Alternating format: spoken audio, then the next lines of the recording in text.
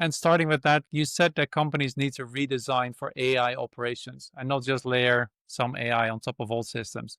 What does that actually look like, and where should people start? It's funny. I think this is a time where small companies have a huge advantage over big companies because they're nimbler, they can move fast, and it just the things that are normal. Just this week, I wrote a blog post and I called it the Borg Chart, BORG. And what I was trying to do is just kind of coin a phrase of like for myself. I was just doing inventory of like, what are all the roles and functions that I have in my kind of N of one business that is me? And we all have these businesses. And what are the ways I'm using AI? And I counted a dozen different ways from being a designer to being an administrative assistant to being all this other kind of stuff that I use AI to do that. That's really easy for an individual or a small company or a startup that is just getting started. It's much harder when you're a company of 5 or 50,000 people to change the ways that you've been doing stuff, change your processes and all that kind of stuff. And this is something that I see day in and day out. It's something that startups are easy to embrace because they have no other choice. Like I could either spend $20 on using ChatGPT to help me like do legal stuff, or I could spend $500 an hour on a lawyer. And yes, the lawyer is going to be better, but when you're just starting and you have limited resources, you're just going to use the $20 a month solution to do that. And it's a way of just kind of it's a new way of thinking, and this is going to percolate through, and bigger businesses eventually are going to get it, but it's harder. And I think those bigger businesses, I was having a strategy session as late as last week with a semi larger business, not too large. And basically, they were looking at the budget for next year. There was a lot of additional spend on AI stuff. And the CFO said, let's just cut it out, right? Because we can't afford to spend AI on AI there. So, what can CTOs or CIOs or what can we do to actually drive that change in those semi, medium sized, or even bigger companies still? Yeah, I love this question.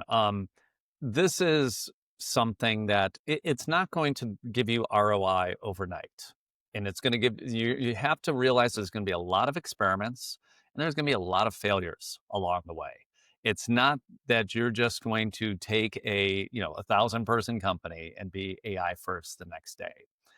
But if that is a goal that you want, if you think that this is a strategic imperative years from now, you need to do things today that are going to put you in that direction. So first thing above all else is you need to let your employees know it's okay to use these tools because, even for companies that don't allow it, your employees are still using these. And I'd much rather have them putting information into the enterprise version of Claude than going into DeepSeek or something like that online, putting all my customer information in there, and who knows what's happening to it at some point. I think so. The first thing you do is you just say, here, and honestly, between ChatGPT from OpenAI, Anthropic's Claude, Google's Gemini, like all three of those are pretty much world class. I feel you can't go wrong with any of those. Just sort of pick one and go with it and say, hey, employees, we're doing this. Then as a leader, I think one of the things you need to do is you need to be visible that you're using it yourself.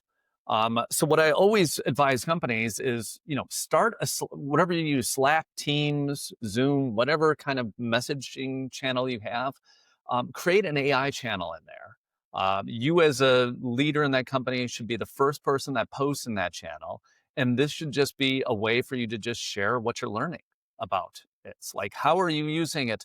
Not only professionally, but show something in your personal life you've done. Because with these tools, there are infinite possibilities of what you can do with these tools. And whenever we have infinite possibilities, we tend to freeze up. It's the paradox of choice.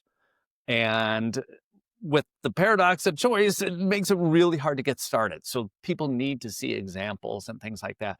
And when that's coming from on top, everybody else is going to see like, oh, if the big boss is doing this, this is something that we should be doing. And again, it's something you should encourage. If you have all hands meeting, start it off with like, hey, I'm going to pick somebody and I'm going to say, hey, show me what you're doing in AI or something like that. Get them to come on stage and show a cool thing. Like That's how you can start to create that organization. Okay, I like that. So give people access to the tools and then lead by example, show them what's possible, and just start off that whole conversation about what we're using, the little things we're even doing with AI.